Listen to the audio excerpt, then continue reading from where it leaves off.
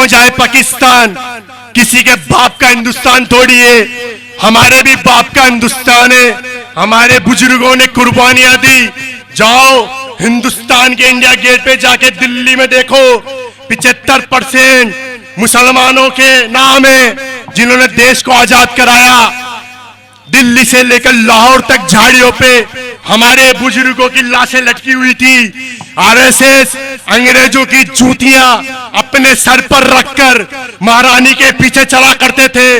आज वो हिंदुस्तान पे राज कर रहे हैं। क्यों? मुसलमानों की कमजोरियों की वजह से, मुसलमानों की बकअक्ली की वजह से, अनपढ़ की जाहिलों की वजह से। होना ये चाहिए था। हम राजस्थान के अंदर 13% है साथियों। कितने? 13%। 9 विधायक है साथियों। ये मंच इसलिए लगाया जाता है ताकि आप जैसे भाइयों को रूबरू करा सके हर मामले में हिंदुस्तान में क्या हो रहा है। साथियों हम 13% है, 9 विधायक है हमारे। कितने? 9। और जाट हम 13% है, 9 विधायक है।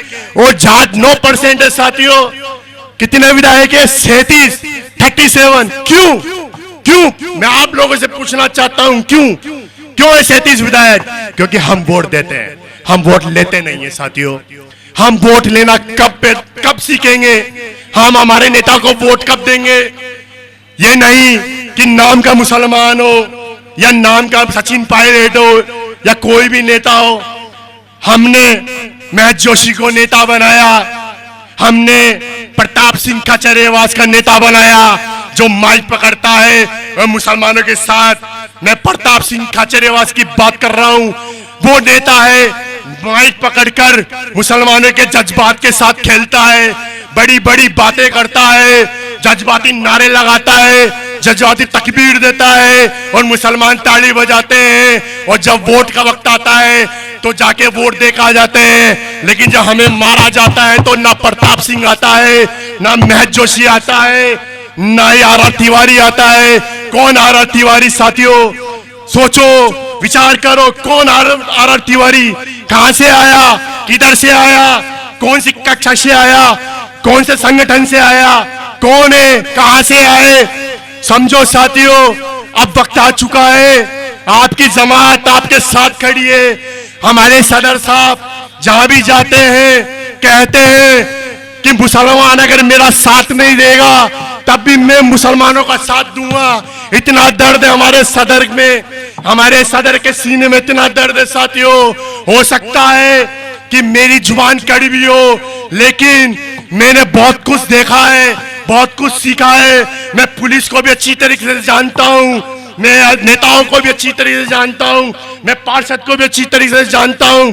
जी हाँ, मैं वही हूं जो हमारे इस्लाम के खिलाफ संजीव प्रकाशन ने गलत लेख छापा था तो हमने विरोध प्रदर्शन किया और 9 दिन जेल काटी।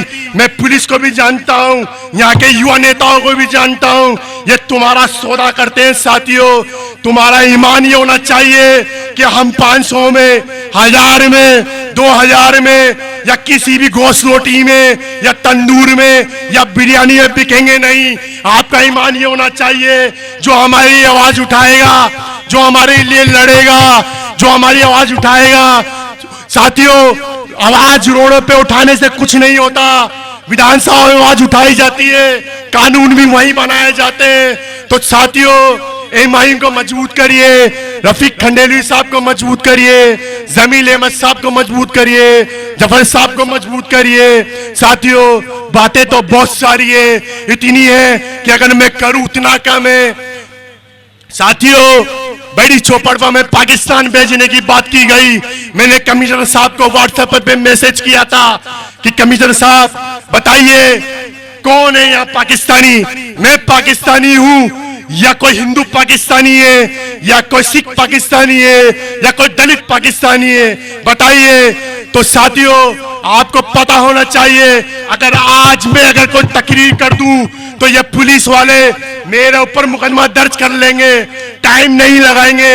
लेकिन जो हमें पाकिस्तान भेजने की बात करता है, हमें आतंकवादी बताते हैं, उन पे कमिश्नर साहब हो, एसीपी साहब हो, चाहे एसपी साहब हो, कोई भी मुकदमा दर्ज नहीं करता। जब मैंने शिकायत दर्ज कराई तो होना यह चाहिए था, उन पे कार्रवाई होनी चाहिए थी। मैंने कार्रवाई ना 2 के खिलाफ दी थी, ना मैंने 20,000 के खिलाफ दी थी। वहां अगर मैंने कार्रवाई करने के लिए सूचना दी थी तो मंच के आयोजकों के खिलाफ दी थी, लेकिन ऐसा नहीं हुआ साथियों, क्योंकि उनको पता है कि तुम्हारे जिंदा दिल नहीं है, तुम मुर्दार हो। तुम्हें 370 में भी आजमाया गया, तुम्हें 3 तलाक के टाइम भी आजमाया गया, तुम्हें एनआरसी के टाइम भी आजमाया गया। उन्हें पता है तुम्हारे सीनों में दिल नहीं है, तुम हक नहीं बोल सकते। हक बोलने वाले को तुम बीजेपी के एजेंट बताते हो। अगर मैं माइंड से जुड़ा हुआ हूं, अगर आप लोग समझते हैं, अगर कोई समझता है कि करामुद्दीन टीपू अगर बीजेपी का एजेंट है, तो अल्लाह, मैं चाहता हूं, अल्लाह से दुआ करता हूं कि अल्लाह ऐसा एजेंट हर घर में पैदा कर दे, ताकि जब हमें मारा जाए तो आवाज उठा सके। साथियों, हम आपके आवाज उठाते हैं, आपके लिए लड़ते हैं, आपके लिए जेल जाते हैं, हम हर मुद्दे को उठाते हैं। साथियों, इकबाल को जब मारा गया तो सबसे पहले कौन आया? जमील साहब आए, रोड पे आए, मीडिया में आए, पुलिस अधिकारियों से बात करी, माहौल बनाया, बात करी, 50 लाख रुपए मिले। हमारे सदर साहब सरकार के पास गए, विधायकों के पास गए, उनसे कहा मुआवजे ऐलान से कुछ नहीं होने वाला, ऐलान से कुछ नहीं होने वाला, चेक से कुछ नहीं होने वाला, हमें 50 लाख कैश चाहिए।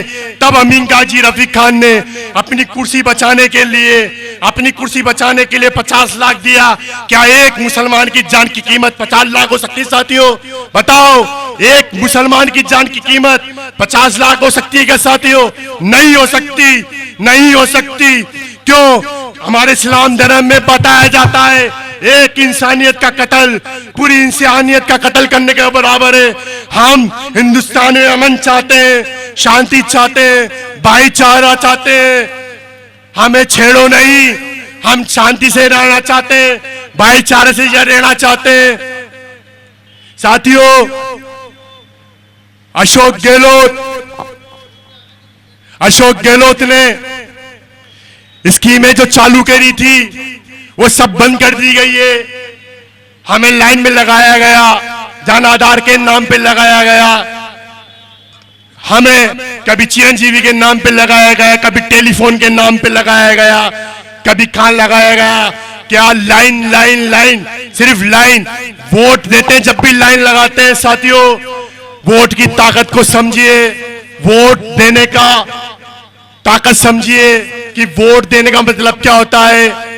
साथियों, वोट देने का मतलब ये नहीं है कि वोट दे दिया और हमारा काम हो गया। साथियों, वोट देने का मतलब है गवाही देना ऐसे नेता की जो तुम्हारे लिए लड़ता हो, लेकिन वो नेता तुम्हारी आवाज नहीं उठाता। साथियों, मैं रफीक खान को, अमीन काजी जी को मैसेज देना चाहता हूं इस मंच के द्वारा, कितने साल राज करोगे आप, कुर्सी वहीं रहेगी, आप भी चेंज हो जाओगे, लेकिन जब हमारे नबी की बात आए तो आपको आवाज उठाना चाहिए, निंदा करना चाहिए। निपुण शर्मा जब हमारे नबी के साथ गुस्ताखी की गई तो साथियों एक आवाज नहीं निकली, यहां तक निंदा भी नहीं की, पोस्ट भी नहीं डाले, न ट्वीट किया गया।